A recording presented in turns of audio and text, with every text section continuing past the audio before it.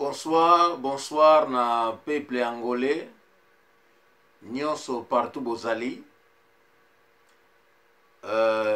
Nako parler sur le sujet moko lelo ya pourquoi ezali ba mikanda oyo tozwaki na ba peuple angolais ndenge bazo komela biso na ba Facebook na lingi boy ba ke na bana kozala chaque samedi de 12h15 12h30 nous allons en direct, nous allons en live. Tout ça, là, débat sur le peuple angolais, Oazali Banda, na ba opinion, tout ça, nango. Na ba réunion, tout ça, là, tout ça, na moyen pour discuter ma cambo. Ni tout ça, là, pour vivre ensemble. Tout ça, pour unir le peuple nabiso. Et puis, lundi, là, pourquoi, nous allons l'effort, ne fût-ce que 15 à 20 minutes. Ba angolais, ou bazo qui privilégié avec le Kikongo, ou ba Kikongo, ba comprendre rien côté. Tout ça, na l'accent, ne fût-ce que ba mot. Ba phrase na bana na biso na ba oyo ba yibi Kikongo te pour esunga bango quand même avec l'état ba développer Kikongo ba yeba yango. Lelo na ko parler na likambo ndeko na ngai akomela ki ngai ezali senior ingénieur Afonso Keva Kinkita Ntumitangwa. Bandeko souvent to bana ko parler ceux qui tous allés en direct bozo ngai boko koko tsa numéro ngai zali 07 40 40 22 327 voilà ba de Angleterre ba de Libanda il faut tia 00 44 7 40 40 22 327 qui mena boko bana ko ngai en direct ba samedi.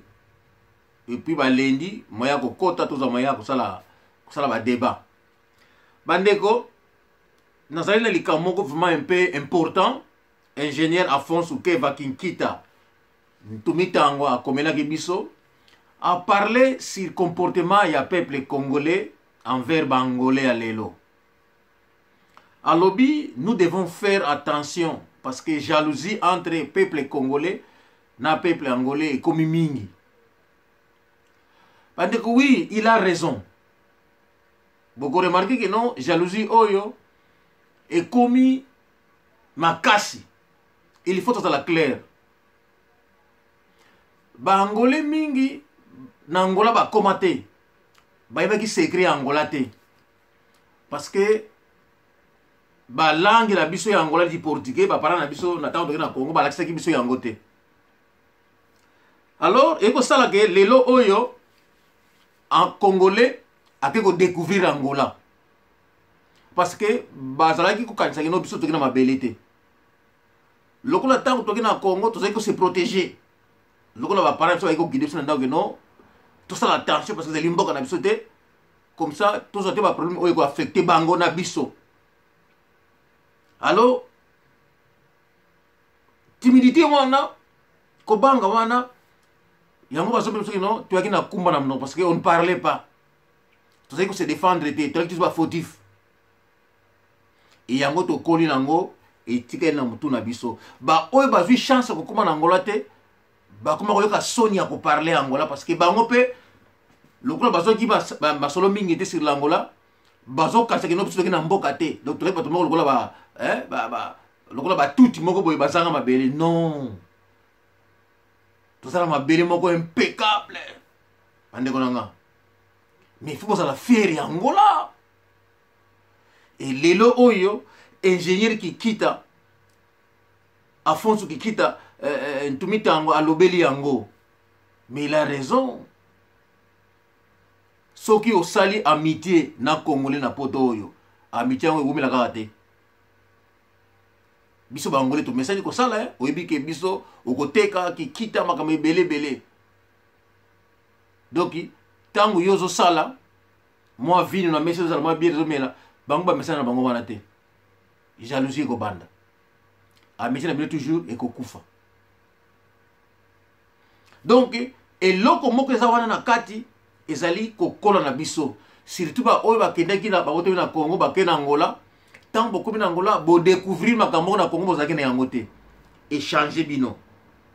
Ceux qui vous parlent bonté Angola, bien Angola, vous avez un problème devant les Congolais. Parce que les Congolais, alingi, balobela bango, ba yebi nyonso. Bango ba koma, bazala boy, et pourtant bazala na bango yangote, ayebate. Mokolo mususu, nepsaki mutu moko geno, moni Congo neza indépendant, tant ba kendeki na table ronde, ba belge, nepsaki ba geno, il faut le avocat à défendre bango na tribunal pendant kosenga indépendance ya Congo. Mutu apesaka mbongo wana, ezali diangienda, apesaka mbongo, afutaka mbongo, apesaka mbongo, bafutaka avocat. Ba Congolais ba finga ba tomboka, mais c'était la vérité, yango secret. Donc tabango ba vie indépendance, mbongo wana bafutaka avocat wana, mutu apesaka mbongo diangienda. Ba Congolais ba tomboka. Donc na pesi no kaka exemple ya muke. Na bi mingi ba kokamwa. Na ba diki no mama Mobutu azalaki kabinde azalaki angolaise. Donc maman Marie Antoinette ba tomboka donc ba ko finga kutunga. Alors oyo nazolo ba bandeko na ngai to yekola. Ezali na tina te boka mata wana ko finga ngate. Nazolo ba kaka vérité. Donc bandeko na ngai bangolais bosala attention bisika biso bozali ko vivre na ba Congolais bazali ko linga biso te parce que ba découvrir lelo ke bazoke na ngolo ba découvrir que non bangolais basala na mboka na bango ezali danger.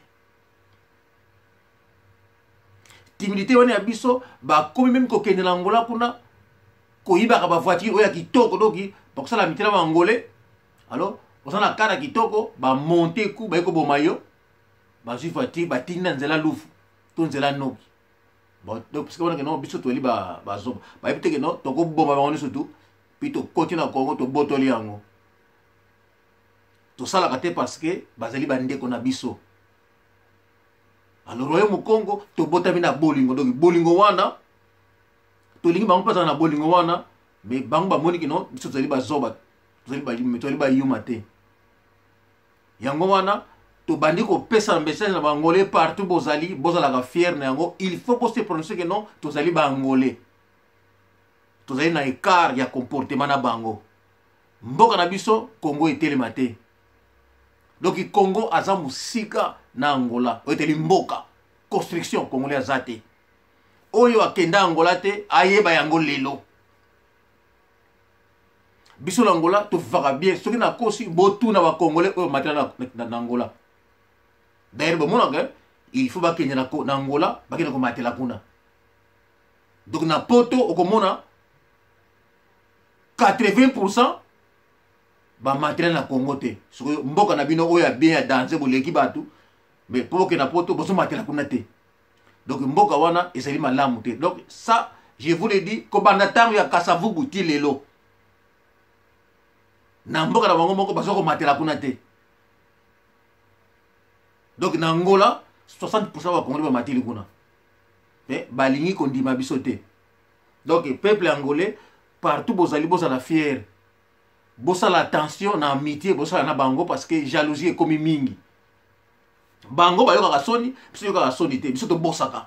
Ozo travailler parce que il faut faire ndako, on laisse à moi c'est na bana, biso vanité zalité. Bango bazali na vanité. Bango il faut mettre l'accent na bango.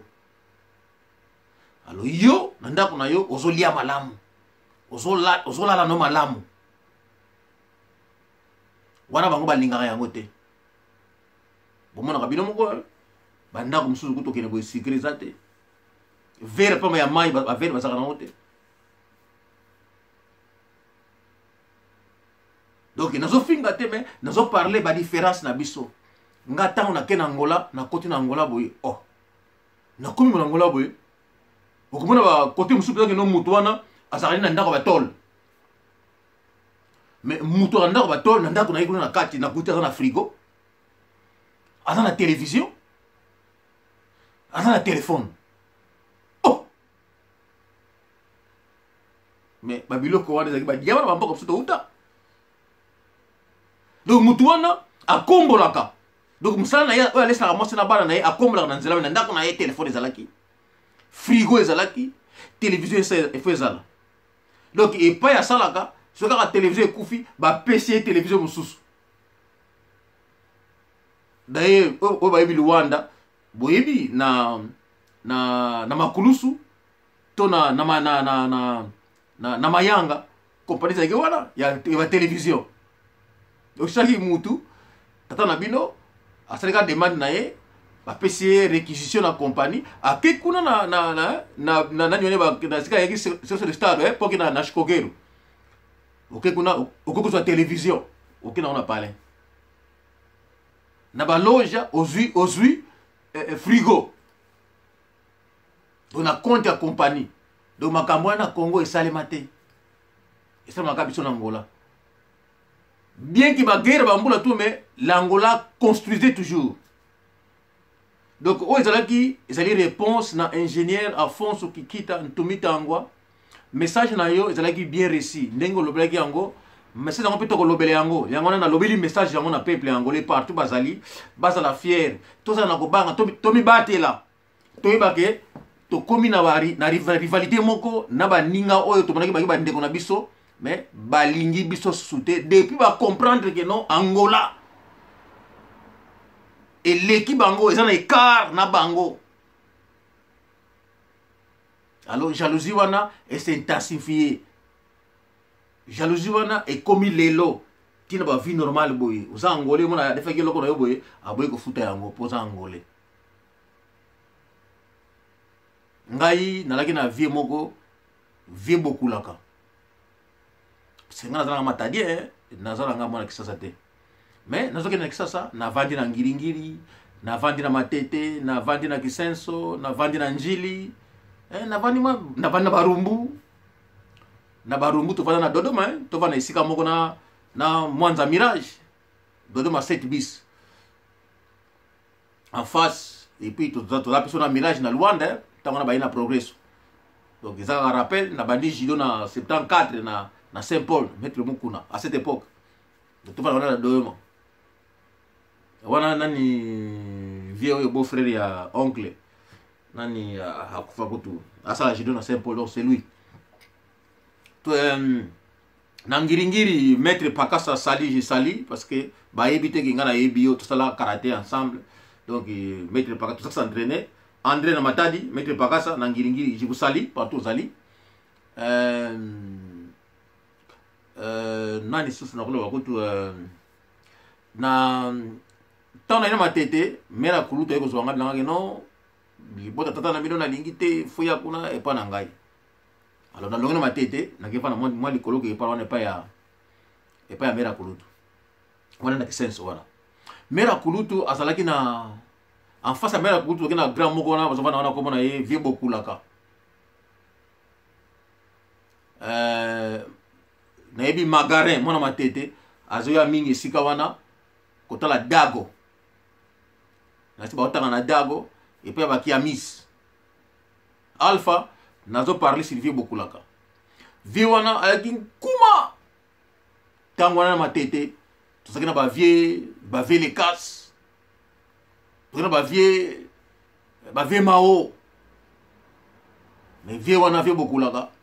Azako beta ba vie wana. Donc tango wana vie mao ato trepsa ba drapeau na matete. Vie bokulaka auta kisenso. Azo teka ba fleur na zamba munene. Donc aleka ba drapeau na tele makate. Parce que vie mao azo banga parce que ako beta e vie na ki muzombo. Comme na vie bokulaka. Ya Jean que c'est sali soko na momoi petit na yo to na baziki. Vie Jean ki na tongo soka lamuki. Abengi andele ndoba. Wana abengi ngai na yo sombela ziki. Azomela pa wana pa ya vie Tarzan. To ba vie mao ba on ba zo esika wana. Ezaka moi message pour bangoli na pesa bino. Na pesi mbote na bandeko na ngane surtout. O bazana Londres. Pour pas di kunzi mbote pangi bana matadi. Na pesi mbote na Kaila leki na ngai na contribution na bino na stiplaki mingi pour esunga biso. Na ndeko na ngai Bernardo Kifumu. Na pesi mbote na César Francisco Pinto. Ndeko na ngai Carlito. Bandeko toujours beau soutenir le peuple na biso ba réunion et continuer tous ensemble. Moi 5, moi 10, beau tchaka. Tous en moyen ko louer ba salle. Na pesi mbote na biso surtout. Bon week-end.